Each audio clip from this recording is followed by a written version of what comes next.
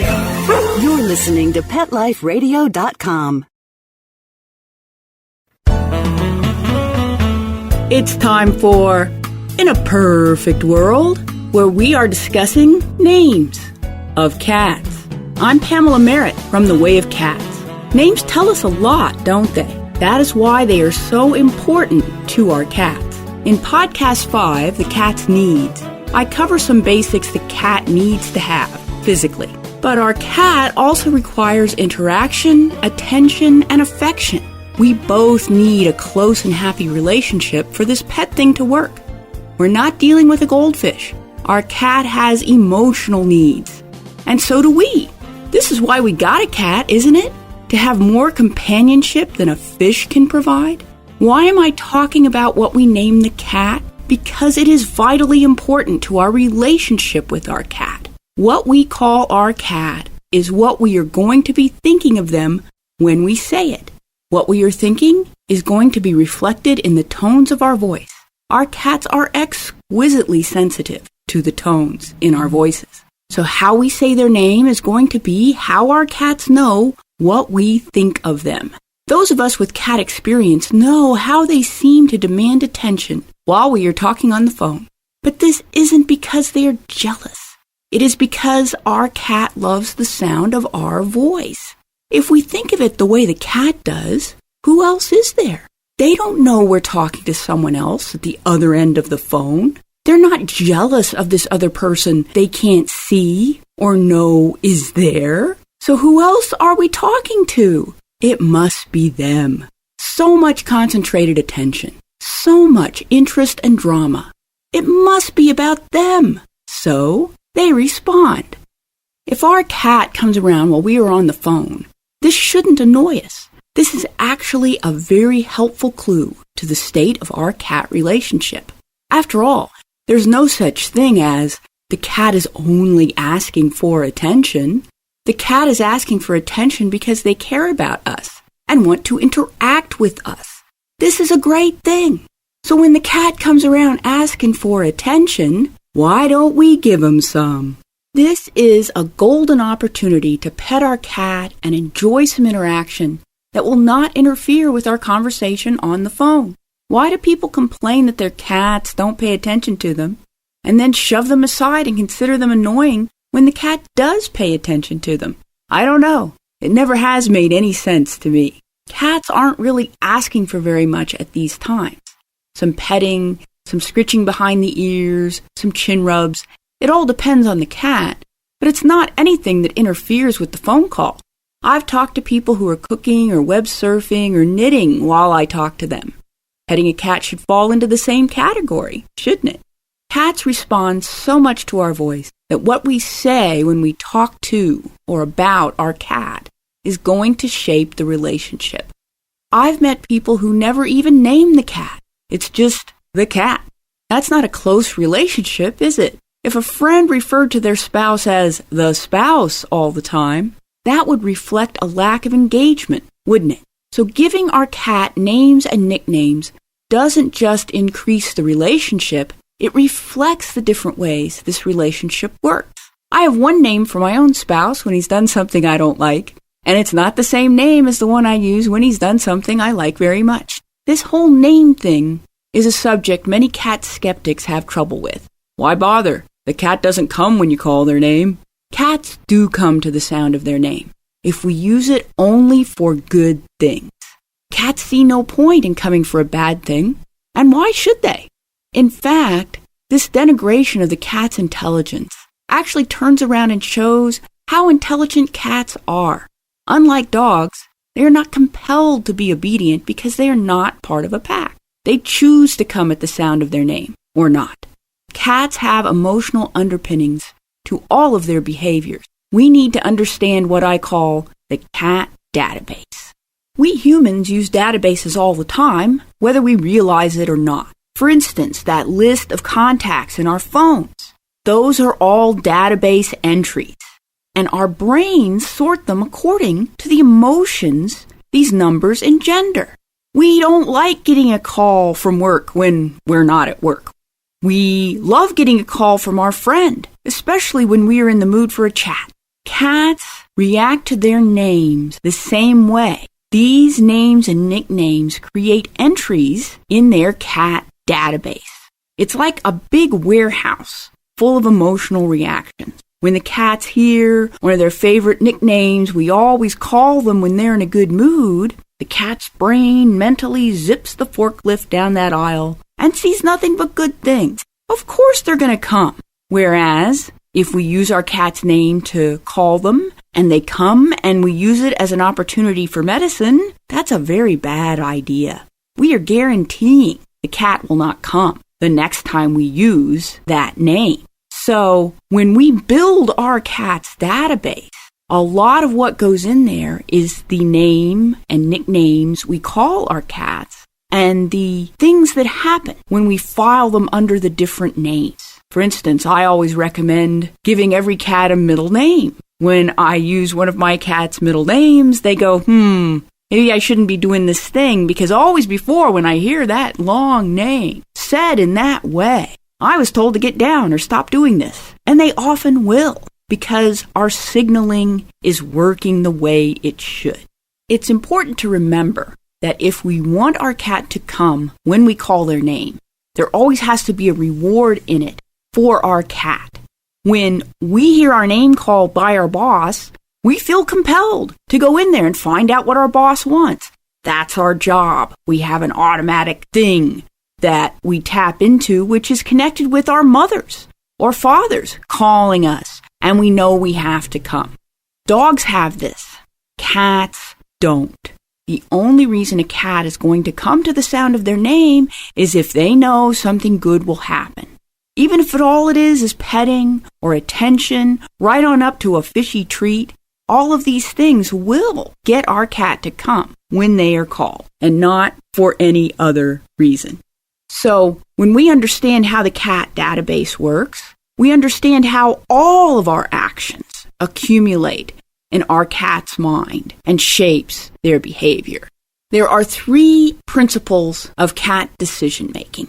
There is their love of the status quo, their constant baseline of caution, and the fact that their default is suspicion. Cats feel that if where they're at is not actively horrible, then things are fine the way they are. In changing this comfortable state, their caution comes into play. And this is also part of our cat training, because this is why it's hard for a cat to grasp that they can get into trouble by not doing something when they are asked. And what I mean by their negativity default is that if they have no previous experience to draw upon, they figure they're not going to like whatever it is. So how our cat reacts to their name is really up to us. If we choose a name we love to say, if we put love in our voices as we say it, then our cat will love to hear their name. Then our cat will always come to us, because it will always mean something good will happen when they do. This is training with positive discipline. This is how we enjoy training our cat.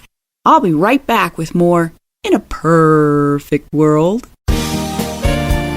We'll be right back, right after these messages. Stay tuned. Molly, here's your dinner. Zeus, that's not your food. Don't let that happen to your precious cat. Elevate your cat's eating experience with the Cat Tree Tray. The Cat Tree Tray keeps your cat's food off the floor and conveniently located on the cat tree. It's the perfect way to eat. It's a beautiful wrought iron tray that easily attaches to your cat tree and keeps dogs and other critters out of your cat's dish. A must for multi-pet households. There's a 6-inch tray for large bowls and a 4-inch tray for smaller bowls. Purchase your Cat Tree Tray today. Go right now to cattreetray.com. That's cattreetray.com. cattreetray.com. Let's Talk Pets on PetLifeRadio.com. And we're back, talking about the cat's names and how to use them. Our youngest cat has far more names than his given one, Kristen. There's Lord of Pickle Dish, Sir Skinny Shanks, My Little Dill Pickle Spear, Morsel of Katniss, Stripey Guy, Tristan Cake, Pickle Deliciousness, the Belly Who Must Be Obeyed, and himself, as in the Irish saying, "'Tis himself." This is just in his first 3 years with us. There are actually more, but you get the idea. Some of his nicknames are what we imagine the other cats call him. He is RJ's little buddy. He is Pumpkin's baby bean. He is Jamesy's silly little whippersnapper. James Bond has grown incredibly fond of him, despite the 10-year gap in their ages. Our Olwen, a.k.a. Pumpkin, raised him from his furry slug stage, and she still puts him in his place if he needs it. And Reverend Jim adores having him as a buddy. This illustrates how our cat's identity changes according to who they are interacting with and how they are interacting. In his first few months with us, James Bond's nickname for Tristan was more likely to have been PITA, if you know what I mean. James did not want to play head tackling. He did not want to wrestle. He did not want to be pretend disemboweled. But once Tristan's incredible social side engaged, and he was able to understand the signals James Bond was sending him, he backed off from his demands for play.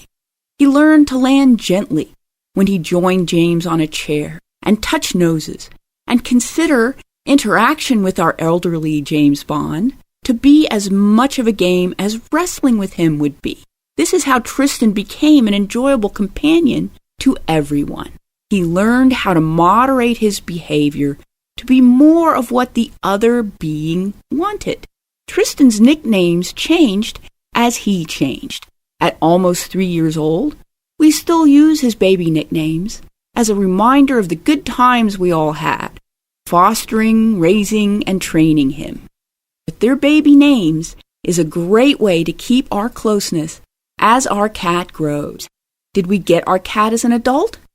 Not a problem. We can still give them a kitten nickname and tell them how cute they must have been. Names have great power and utility. Human society has all kinds of rules for what names to use and when. We introduce people formally and informally. We bestow affectionate nicknames on our friends and children. But cats seem to compel us to use all kinds of different nicknames for the different facets of their personality. Sometimes they are quietly napping. Sometimes they are not. And the name we use will reflect that state they're in. If they are napping, we can gently pet their head and maybe use one of their baby names because we remember how cute they were when they were little kittens sleeping. And when they're racing around the house, they can be their lively action name, the one we use when we're playing to signal that putting the pedal to the metal is a good thing now. It's time for play. And now we both understand that. We've established the state with the cat's name.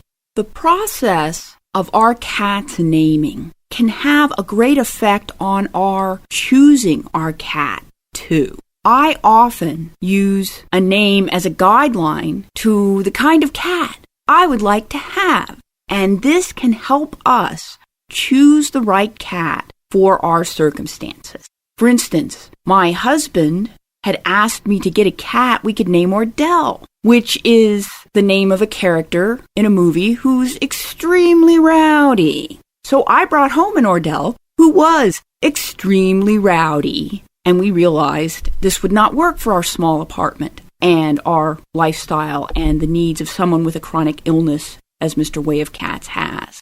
And we had to rehome him. And Mr. Way of Cats said to me, "That was my fault. Why don't you go out and get us a Reverend Jim?" And that's what I did. When he said Reverend Jim, I knew exactly what kind of cat he wanted. He wanted a laid-back cat with a very easygoing attitude about things. And in more than one way, Reverend Jim absolutely displays that sort of personality. So if we imagine the kind of cat who would work out in our home and would offer the kind of affectionate and interactive relationship we want, and we figure out a name that would work for that cat, we have a valuable mental template we have created that we can then use to seek out the right cat. By learning the cat types, which I describe on my website, waveofcats.com, we can figure out if this name means we should look for an alpha or a beta or a gamma, and in turn, have the kind of cat relationship we want. Now, this doesn't mean that when we bring the cat home, that has to be their name, or it's only one of their names, or we discover that while this process has led us to a wonderful cat, the cat really seems to want a different kind of name in terms of what they respond to and what we think of when we respond to the cat. All of this is a process that goes on throughout our entire cat relationship. But by thinking of our cat's personality and understanding how the name and names we choose will reflect that personality and shape how we think of our cat, we start to see the incredible power naming has and why we should pay attention to it. As human beings, we are used to fussing over the names of our babies or our boats or our pets. And with a cat, this is incredibly important because our cat is going to grow and change as the relationship changes. So we should take this opportunity to not put any pressure on ourselves because of it. Because when we first meet the cat, we're going to have one impression. As our relationship grows, we're going to get more. So we can come up with any number of names. This is truly something we don't have to rush into or feel any pressure about, because cats have wonderful ability to respond to any of their names. And they also have the well-known ability to not respond to a name they don't care for. It might be us and the way we say the name, or it just might not work for them, because cats have incredible hearing, 16 times better than ours. They might hear more than we think we're putting into that name. And as I mentioned before, if we start as a kitten, we have those wonderful kitten nicknames. When we acquire our cat as an adult, we might have a better sense of their build or their personality, but we can still mentally rewind to what they must have been like as a kitten and bestow some cute nicknames on that for moments when we feel particularly close, and let our cat know how much we care, even if our relationship started after they're already an adult. After all, some of my best friendships were made as adults, and so it is with our cat. It's all there. We just need to know the right name to tap into that.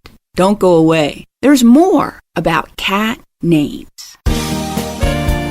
We'll be right back, right after these messages. Stay tuned.